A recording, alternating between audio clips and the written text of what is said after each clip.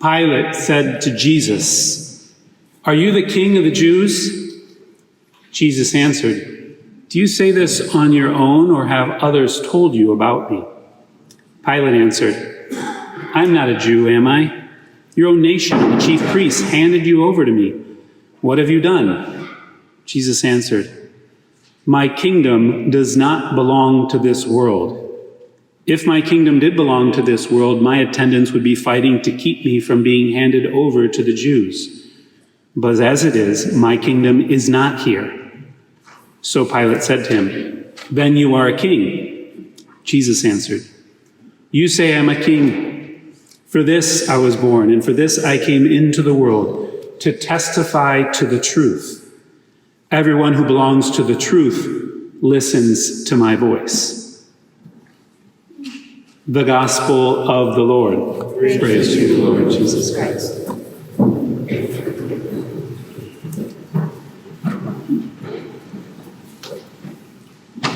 We just listened to one of the New Testament's most famous phrases. "No, my kingdom is not of this world."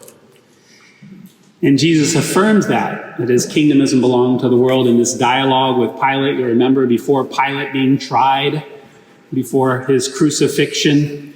And it's a beautiful scene that kind of symbolizes, represents these two conceptions of authority, right? You have Pilate, the man given authority by the Romans in a foreign land over a foreign people to exercise authority of domination over the Jews. Then you have this Jesus, upstart, small village, who has a following of people who believe in his message, this kind of popular devotion to him, and he's arrested trying to control that movement, and he's brought before Pilate, and the two are in the same room discussing authority, right? And the worldly authority asks the spiritual authority, "So are you a king? Do you really have power?" And Jesus is like, helping him to see what's the root of his authority. What's the root of his power? "You say that I'm a king." Like, he's like, what do you really think the essence of authority in kingship is over people? And ultimately, Jesus founds it with this response. "You say that I'm a king. For this I was born. For this I came into the world." Like, this is my purpose. This is my mission. My mission isn't to gain authority. My mission is to testify to the truth. Everyone who belongs to the truth listens to my voice. The ultimate authority is the truth, of which I am a witness. And Jesus did say earlier on, "I am the way, the truth, and the life." He certainly claims to be one and the same thing. I am the truth. And in fact, that's the authority of you and I, you Pilate and me, Jesus. That's the real question. What's the truth? And isn't that what Pilate asks? What is truth?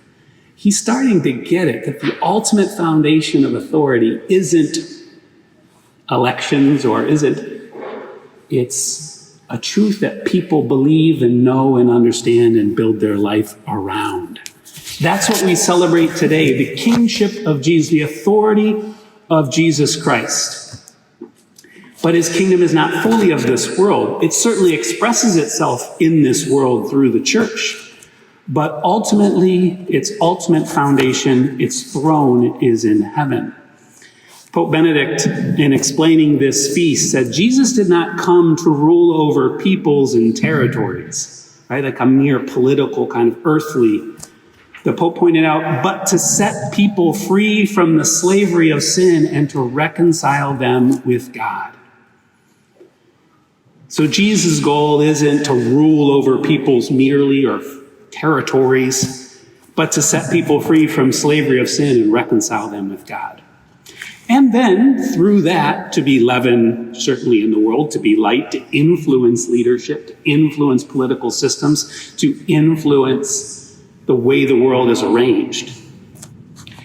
See, Jesus comes to attack the true enemy, the true other person who claims to have authority, and that is the devil. He tried to tempt our first parents to separate themselves from their true source of authority and love, which was God who created them and gave them everything, and to convince them they had ultimate authority over themselves. They could be independent of God. He lied to them, led them to their disobeying, and convinced them that was a liberating path. Jesus came to save us from that lie, bring back a truth, witness to that truth, and hopefully convince us that he was the way, the truth, and the life. And this ultimate truth is that God is love. Now that can seem very abstract. If we walk into the Capitol building and say, no, everybody, God is love.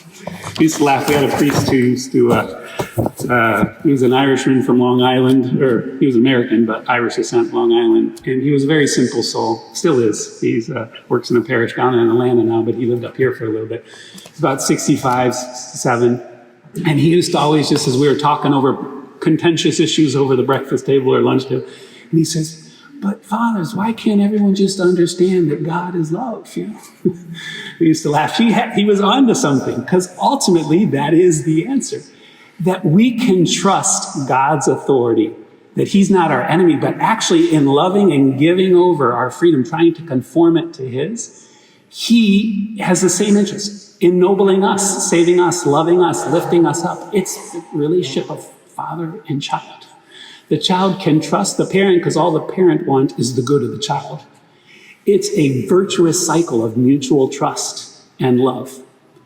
And in fact, that's what sets us free, right? That's what sets us free. The way to reach this goal is long and admits of no shortcuts, this goal of recognizing the love of God. Every person must freely accept the truth of God's love, says Pope Benedict, or said Pope Benedict. He is the love and truth. Neither love nor truth are ever imposed. They come knocking at the door of the heart and the mind, and where they can enter, they bring peace and joy. This is how God reigns. This is the project of salvation. It's a mystery in the biblical sense of the word, a plan that's gradually revealed in history. And Jesus reveals that in front of Pilate. Pilate's asking him, and Jesus, rather than impose it, rather than use his force, remember he said, if, my people I could send down 12 angels, thousands of angels. If my people were really, my kingdom were up, they would fight. But that's not the way we're going about it. He didn't impose it on Pilate. He witnessed to it. Some of you know I'm helping promote a play of St. Bernadette of Subaru, the visionary of Lourdes, trying to bring it to the U.S. Well, not trying. We will bring it to the U.S. It's under production right now. But one of the interesting lines in this movie is when the police are interrogating this little Bernadette about her seeing the Virgin, one of the key lines is police saying, what did she tell you that you had to tell us and convince us? And don't try coming in here and convincing of this thing that you say you see. And her response is, Our Lady did not ask me to convince you, just to tell you. In fact, as Christians, often we're not called to convince the world necessarily, we're called to witness to the world. And hopefully they'll receive that witness and become convinced. But it's a proposal, it's a testimony, it's an offering. God is love, and love is never forced. It's offered as a gift. And the root of this offering of Jesus, as we said, is the truth. To testify to the truth. There's three ways we can understand truth. I'd like to touch on them briefly before we wrap up. First, truth can refer to facts. We've heard a lot of this in the political conversation the last couple months, right? Facts. For truth refers to facts, to way things are. Now, it's difficult because some facts are presented as facts and they're not. But that's what we're trying to get to, the truth of the way things are. Jesus, on the cross, bears witness to the fact that God is not primarily power, anger, or even justice. Jesus showed that God is mercy, total self-sacrifice, that the identity of God isn't imposition, but love and self-giving. That's a fact. That's not a belief. It is a belief, but it's based on a fact. Jesus came and revealed the Father. He could have done it a different way. He could have imposed it on Pilate. He could have come. He came and witnessed to it at his own death, his own cost of his own life. That's what authenticates his testimony, his witness. He is love. That's a fact. The second, truths can refer to morality, of the right way of behaving. That's a true action, a true choice. That's right? In this sense, Jesus on the cross bore witness to the real standard of our moral choices. Not personal comfort or self-indulgence or individual opinion, but following God's will out of love, right? As St. Paul explained, Jesus was glorified because he was obedient unto death, even death on a cross, right? Obedience to God's will, to his commandments. That's the source of spiritual health and fruitfulness. Disobeying God's commands is self-destructive, right? As if a tree were to uproot itself from the soil in order to be more free. Imagine a tree says, I don't like being stuck here. This ain't freedom. I can't go anywhere. Let me just uproot myself and start walking around. That's the way to live. But would he really be free? Pretty soon, dried up and without fruit, and dead and thrown in the fire. True freedom is within the nature God's given us, which is to love, living that way, bearing fruit. Little sidebar here. This is more of a little bit of a pet peeve, so pardon me, but hopefully you'll catch it. I've been in several conversations the last couple of weeks where someone has brought up something that they disagree with, right? And they always use the phrase, or they did in all of these conversations, use the phrase, I feel like, and then they go on to say what they think, or what is their opinion. I feel like, it should be this way. When they're not really saying it should be, I believe this, right? But they couch it in feeling, and I feel like that it should be. It's very difficult to argue with somebody's feelings, right? So it's like, okay, you feel like that, I feel like the church should let priests get married. Okay, glad you feel that way. Or I feel like it doesn't depend on feelings when you're discussing truth. Actually, good feelings are ones that little by little conform to the truth. I don't feel like getting up today. Well, if you say, I have a responsibility to, I'm a husband, I'm a father, I'm a mother, etc. I have to go to school. So even though I don't feel, I conform. Then that's ennobling when our feelings aren't the last word. And sometimes in morality, that's often the case. I feel like I should. Well, it's good to recognize those are your feelings, but they shouldn't be the ultimate judge of what you do and say it should be the truth. We witness to the truth. We don't witness to our feelings. Third truth refers to trustworthiness and dependability, talking about being truthful. It's kind of, when somebody's truthful, when a friend is true, we say we can count on them. And Jesus on the cross proves without any doubt that God is trustworthy, that no matter what, we can count on him. He's willing to pay the ultimate price for us. God is so faithful that he didn't abandon or give up on us, even when we abandon and give up on him. He continues to witness to the truth of God's love, even at the cost of his life.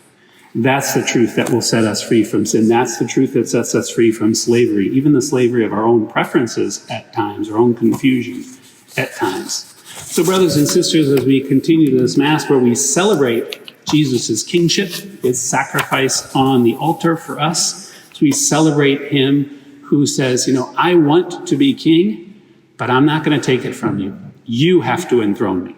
You have to accept me. I propose it. I witness to it. I lay down my life for it. But it's up to you to freely choose and accept my authority. Let's, in this Mass, invite Jesus in a deeper way in our own hearts and our own minds, our own lives, our own choices. Accept that love. Don't resist that love. Don't try to outthink that love. Don't try to be such a critical thinker that you think yourself right out of a free gift of God's love. Right? Embrace it, accept it as the gift that it is, and then live in that freedom of that space, conforming our hearts and our minds to the truth that God reveals. Amen.